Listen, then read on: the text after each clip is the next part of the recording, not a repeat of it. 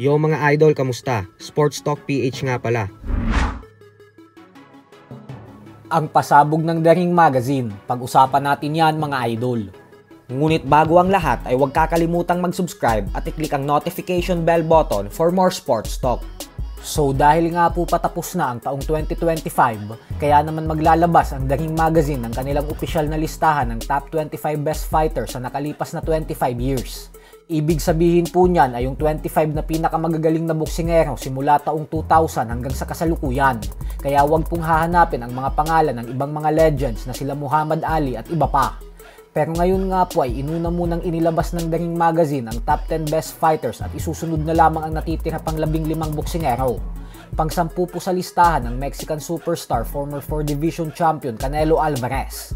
Nakakagulat po ito dahil inaasahan ng lahat na papasok ito sa top 5. Pero dahil po lahat ng laban niya ay siya ang yamado maliban sa Mayweather fight, tapos natalo pa siya ng fighter na umakyat ng halos 3 dibisyon, ay ang siyang dahilan kung bakit pasang-awa lang siya sa top 10.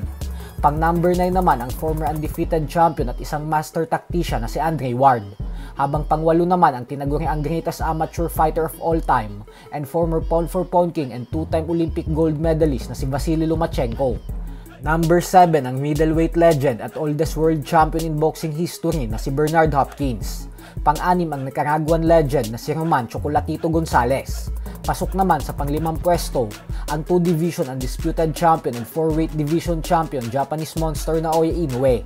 Pang-4 ang isa pang undefeated 2 division undisputed champion na si Alexander Usyk.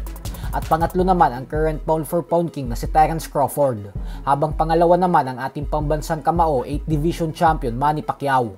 At nakuha naman ng 5 division champion Floyd Mayweather Jr. ang numero 1 pwesto. Sa top 10 best fighters of the last 25 years na ito, ay 5 ang kasalukuyang aktibo pa sa pagboboxing. At yan nga po ay sila Terence Crawford, Alexander Usyk, Naoya Inoue, Canelo Alvarez at Chocolatito Gonzalez.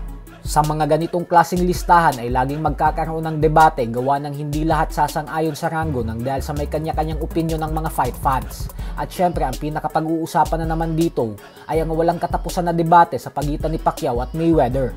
Pero ganun pa man ay madami din ang naghahanap sa mga fighters na katulad kay Gennady Golovkin, Oscar De La Hoya, Miguel Cotto, Ricky Hatton, Nonito Donaire Jr. at ang 3 Mexican legends na ito. Pero ganun pa man ay iba po kasi talaga ang achievements na nakuha ng top 10 fighters na nasa listahan ng The Ring Magazine. Pero walang duda po na makikita natin ang mga pangalan ng mga hindi nakasama sa top 10 sa oras na ilabas na ng The Ring Magazine ang buong top 25 best fighters. So hanggang dito na lang po muna tayo mga idol. Sports Talk PH, kakaiba ang laban ng mga